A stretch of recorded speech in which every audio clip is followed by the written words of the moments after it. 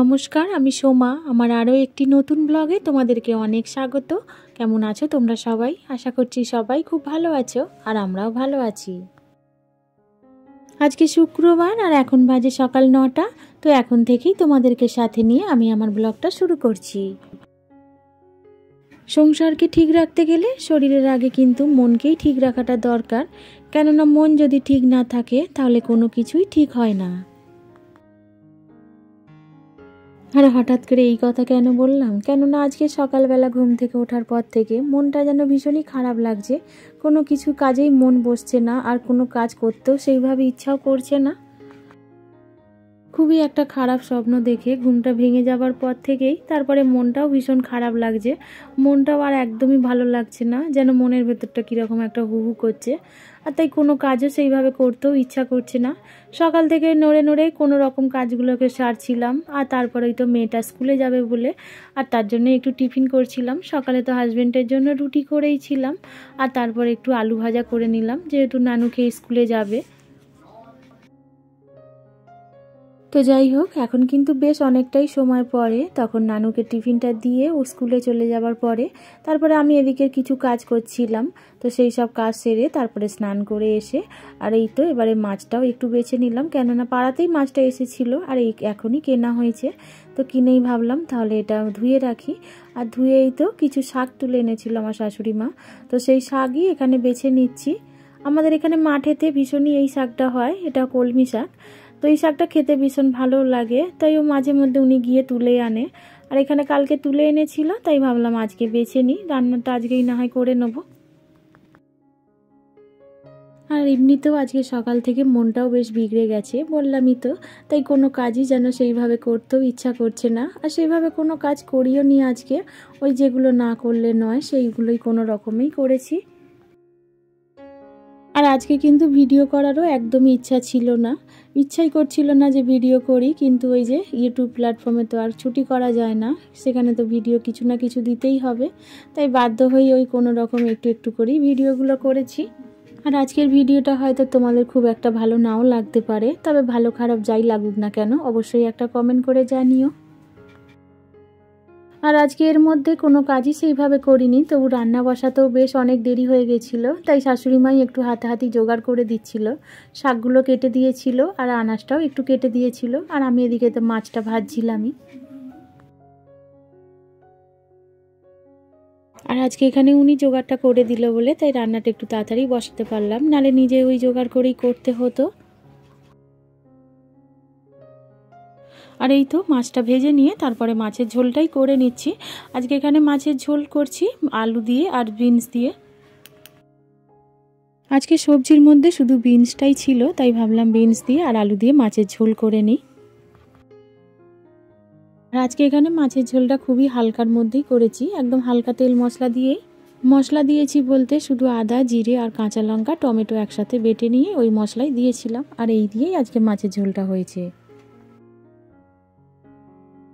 আর এই তো মাছটার আমি একটু পাতলা ঝোলই করলাম, কেননা নানুর আর বাবুর একটু আবার ঝোল লাগে, তাই জন্য এটাই একটু ঝোল করে নিয়েছি। আর আজকে আর ডাল তো কিছু করিনি, তো এই মাছের ঝোলটা করেছি। আর এই যে শাকটা এবার ভেজে নেবো, আর তারপরে যে একটু মাছের তেলটা ছিল তো সেই তেলটাও করে নেবো।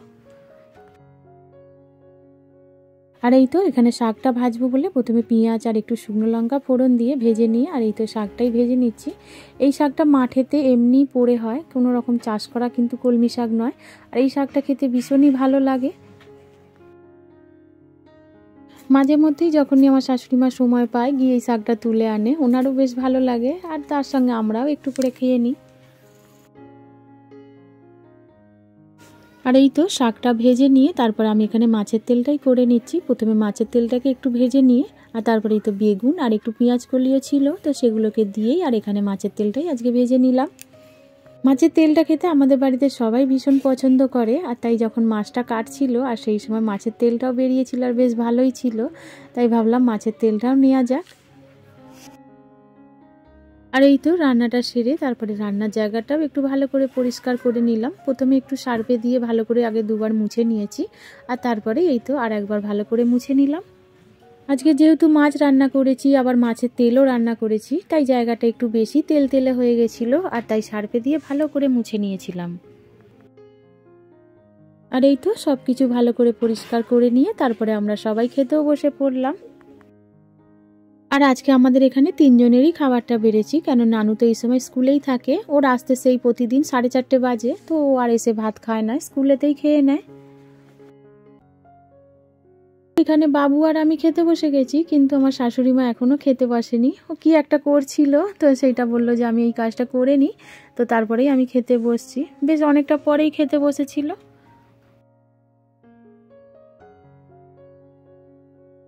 এখন বেশ খানিকটা সময় পরে তখন দুপুরের খাওয়া দাওয়াটা সেরেছি, তারপরে বাসনগুলো ধুয়েছি।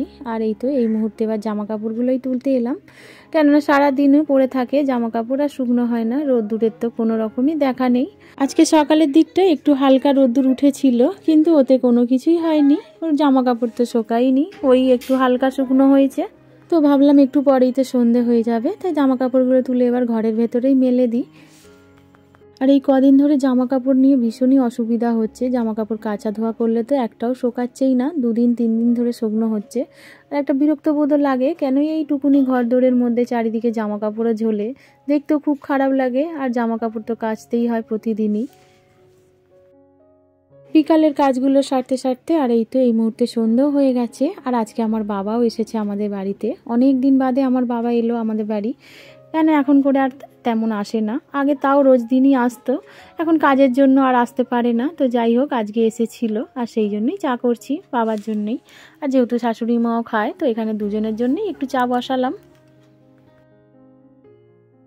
আমার ভিডিওগুলো তোমাদের কেমন লাগছে অবশ্যই একটা কমেন্ট করে জানিও, আর আমার ভিডিও যদি কোনো কিছু ভালো লেগে থাকে তাহলে প্লিজ একটা লাইক করে দিও। আর আমার চ্যানেলে যদি তোমরা নতুন হয়ে থাকো, তো তোমরা চাইলেও আমার চ্যানেলটিকে সাবস্ক্রাইব করে আমার এই ছোট্ট পরিবারের একটু পাশে থাকতে পারো। আর যারা যারা এই কাজটা করে ফেলেছো তাদেরকে অসংখ্য ধন্যবাদ। আর এই তো চাটা করে বাবাকেই দিতে এলাম, আর শাশুড়ি মা ওই ঘরে ছিল বলে ওনার জন্য এখান থেকে 1 কাপ নিয়ে গেলাম। আর আজকে টিভিটাও একটু ডিস্টার্ব করছে, এই যে চালিয়েছিলাম চলেই নি, এরকম হয়েই রয়ে গেছে। তো চলো বন্ধুরা, আজকে ভিডিওটাও আমি এখানে শেষ করে আর তোমাদের থেকেও বিদায় চেয়ে নিচ্ছি। আবারও দেখা হবে নতুন ব্লগে, সবাই খুব ভালো থাকবে।